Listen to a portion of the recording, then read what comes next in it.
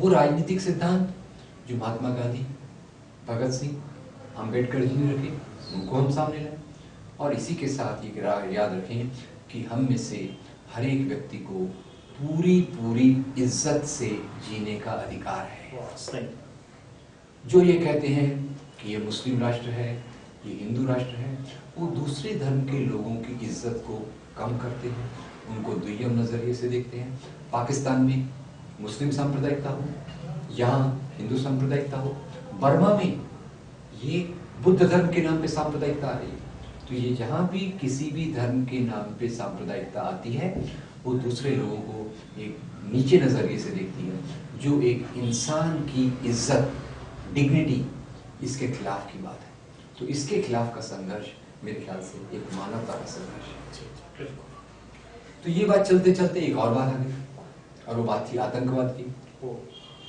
मैं आपका ज्यादा वक्त नहीं लेना चाहता, पर इतना बताना चाहता हूं कि आतंकवाद की बड़ी राजनीति जो ओसामा बिन लादेन से शुरू हुई, अल कायदा के माध्यम से आई, इसके पीछे कुरान का हाथ नहीं है, मुसलमानों का हाथ नहीं है। कुरान हमें सिखाती है, कुरान की सूरा 5 आयत 32 हमको ये सिखाती है, अगर आप एक भी बेगुनाह व्यक्ति को मारते हो, वो पूरी इंसानियत को मारने के समान है। जबकि अल कायदा के काम से, वर्ल्ड ट्रेड सेंटर से हजारों बेगुनाह लोग मारे गए। ये कोई इस्लाम का काम नहीं था, इस्लाम के खिलाफ का काम था। तो ये अल कायदा बना किससे? अल कायदा बनाया अमेरिका ने। ओसामा बिन लादेन को किसने खड़ा किया? ओसामा बिन लादेन को खड़ा किया अमेरिका ने, क्योंकि अमेरिका को उस क्षेत्र में जहां तेल के कुओं के असीम भंडार हैं, अपना वर्चस्व स्थापित करना था, उसके लिए उन्होंने अल कायदा को अपने हस्तक के रूप में, अपने इंस्ट्रूमेंट के रूप में इस्तेमाल किया और उस क्षेत्र के तेल के कुओं पर अपना कब्जा किया। वैसे यहाँ देखिए, मालेगांव ब्लास्ट के बाद हेमंत करकरे जी ने साध्वी प्रज्ञा सिंह ठाकुर की मोटरसाइकिल साथ में आई, उसी के साथ पूरा एक लंबा सिलसिला चला जो पहुंचा स्वामी असीमानंद तक। स्वामी असीमानंद जो विश्व हिंदू परिषद के कार्यकर्ता थे, हिंदू राज्य के लिए बात करते थे, उन्होंने खुद अपने बयान में कहा कि ये आतंकवाद की घटनाएं, मक्का मस्जिद हो, मालेगांव हो, अजमेर हो, समझौता ब्लास्ट हो, ये उन लोगों ने कराया। तो दुनिया में किसी भी आतंकवाद का संबंध किसी भी धर्म से नहीं है, ये एक राजनीति की उपज है।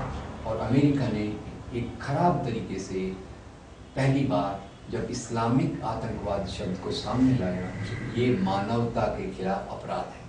आतंकवाद होता रहा सामाजिक, आर्थिक, राजनीतिक कारणों से, उसको धर्म से नहीं जोड़ना चाहिए। तो अमीर भाई, हमारी कोशिश ये है कि हम इस सरल से संदेश को एक असरदार तरीके से समाज के अलग लोगों तक पहुंचाएं, और साथ में जो अल्पसंख्यकों के अधिकारों का हनन हो रहा है जी, उसके लिए संघर्ष करने वालों के साथ खड़े हैं।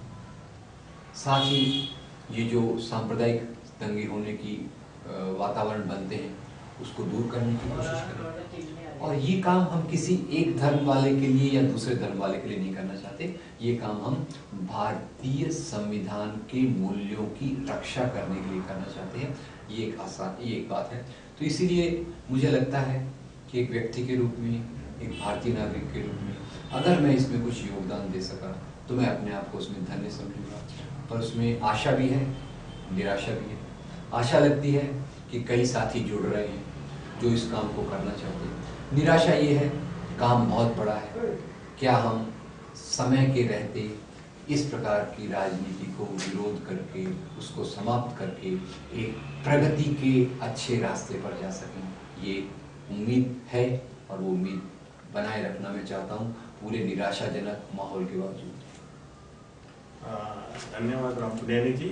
आज आपके सामने राम पुनियानी जी ने काफ़ी बात रखी है, धर्म की राजनीति हो, आतंकवाद हो, और हम ये चाहते हैं कि ये प्रेरणा युवा खास करके अपने इसमें ले।